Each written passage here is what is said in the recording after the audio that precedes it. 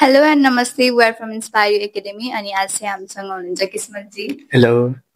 हजुरले inspire you एकाडेमीको बारेमा चाहिँ सुरुमा कतादेखि थाहा पाउनुभयो? मेरो चाहिँ साथीको पहिलाको कोर्स गरेको रहेछ यहाँ, अनि उसले चाहिँ मलाई सजेस्ट गरेर यहाँ लिएर आएको। अनि हजुरले अहिले इन्स्पायर यू एकाडेमीमा चाहिँ कुन कोर्स लिइराख्नु भएको छ करेन्टली? करेन्टली चाहिँ मैले अहिले 2वटा कोर्सहरू लिएको छु। एउटा चाहिँ बेकरी कोर्स अनि अर्को बारिस्टा कोर्स। अनि हजुरले अहिले जोइन गरिसकेपछि र जोइन गर्नुभन्दा अगाडि के डिफरेन्स पाउनुभयो? जोइन गर्नु अघि चाहिँ मलाई कफीको खासै नलेजहरू थिएन, अनि हाम्रो योद्धा सरले चाहिँ एकदमै राम्रोसँग गाइड गरेर कफीको बारेमा धेरै कुरा सिकाउनु भयो। अनि बेकरीमा चाहिँ हाम्रो रोहित सर हुनुहुन्छ, रोहित सरले पनि धेरै नलेज दिनुहुन्छ। अनि हजुरले हाम्रो भ्युअर्सहरूलाई चाहिँ के भन्न चाहनुहुन्छ?